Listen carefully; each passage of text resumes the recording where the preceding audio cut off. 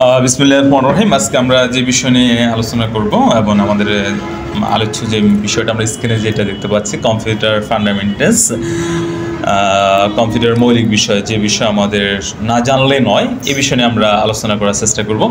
তো এক নম্বরে আমাদের ফান্ডামেন্টালসে থাকতেছে মানে ডেস্কটপ অ্যাপ্লিকেশন, দ্বিতীয় নম্বরে থাকতেছে ইউজার অ্যাকাউন্ট অ্যান্ড পাসওয়ার্ড। এই বিষয় নিয়ে আমরা প্র্যাকটিক্যাল ব্যবহার দেখব, আলোচনার পাশাপাশি ব্যবহারটা আমরা দেখার চেষ্টা করব। এরপরে 3 নম্বরে থাকতেছে ভাইরাস এবং অ্যান্টিভাইরাস, মানে ভাইরাস আসলে কম্পিউটারকে মানে করণীয় মানে কী সমস্যা হতে পারে, এবং অ্যান্টিভাইরাস থেকে কম্পিউটারকে কীভাবে সুরক্ষিত রাখা যায়, এই বিষয় নিয়ে আমরা আলোচনা করবো এবং প্র্যাকটিক্যাল ব্যবহার দেখার চেষ্টা করবো। কেমন?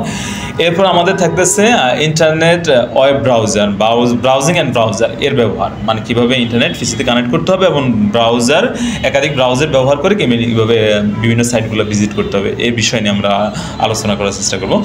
5 নম্বরে আমাদের থাকতেছে কম্পিউটার কন্ট্রোল প্যানেল এবং কম্পিউটার। 6 নম্বর থাকতেছে কম্পিউটার অপারেটিং সিস্টেম, যে সিস্টেমের উপরে যে সিস্টেমের মাধ্যমে কম্পিউটার পরিচালিত হয়, সেই সিস্টেম নিয়ে আমরা কথা বলার চেষ্টা করবো এবং প্র্যাকটিক্যাল ব্যবহার দেখবো। ওকে, আমরা তাহলে মূল বিষয়ে আমরা আসি। যে প্রথমে আমরা মাউস পয়েন্টার নিয়ে দেখবো। আমরা ডেস্কটপে যেটা আমি নাড়াচাড়া করতেছি স্ক্রিনে, এটাকে আমরা কম্পিউটার পরিভাষায় কি বলি? মাউস পয়েন্টার, নাকি? তো এটার প্র্যাকটিক্যাল ব্যবহার যদি আমরা দেখতে চাই, তাহলে আমাদেরকে যেতে হবে পার্সোনালাইজ সেন্স মাউস পয়েন্টারাইজড। সো এখান থেকে আমরা মাউস পয়েন্টার পরিবর্তনের মাধ্যম দিয়ে মাউস পয়েন্টারের ব্যবহার জেনে নিতে পারবো। সো লেখাগুলো যেহেতু ছোটো আসে, আমরা বড় করে দেখার জন্য আমরা ম্যাগনিফায়ার যে অ্যাপসটা আছে, এই অ্যাপসটার হেল্প নিতে পারি, ম্যাগনিফায়ার। সো বড় জিনিসকে ছোটো জিনিসকে বড় করে দেখার জন্য, নাকি?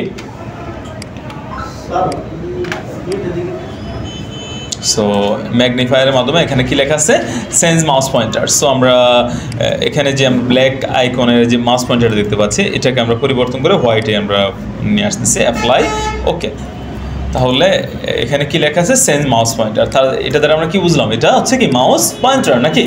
তাহলে আমরা মাউস পয়েন্টার সম্পর্কে শিওর হলাম। এরপর হচ্ছে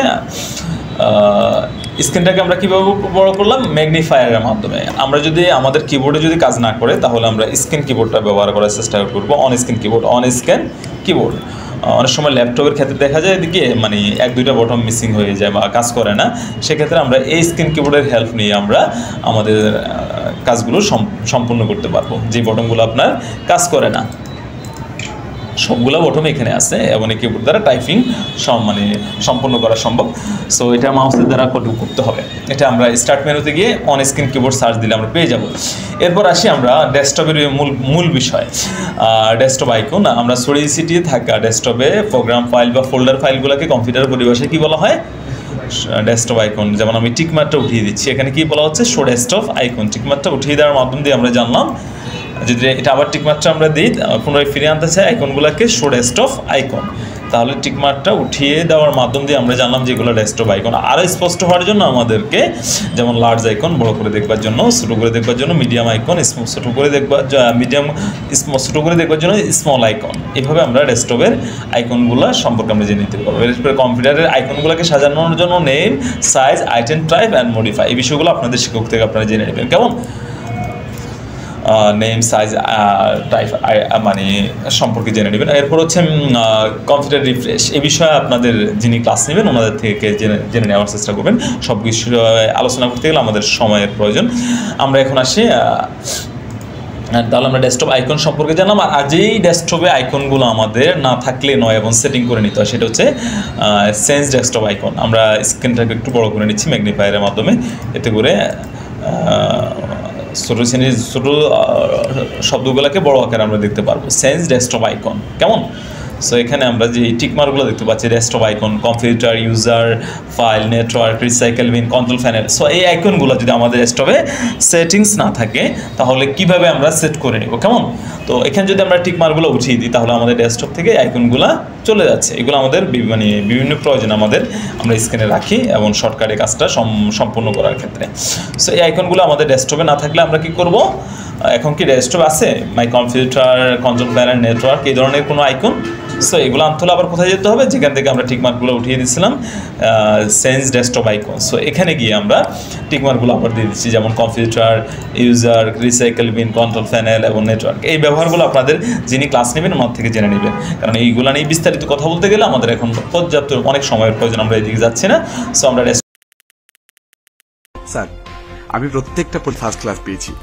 এবার এই সার্টিফিকেট নিয়ে যখন আমি কোথাও চাকরির জন্য যাচ্ছি, তখন কেন আমার কাছে জিজ্ঞেস করা হচ্ছে আমি কম্পিউটার পারি কিনা? কেন আমার কাছে জিজ্ঞেস করা হচ্ছে আমার কাজের কোনো পূর্ব অভিজ্ঞতা আছে কিনা? আরে পাগল নাকি তুমি? চাকরির জন্য তো সব প্রয়োজন।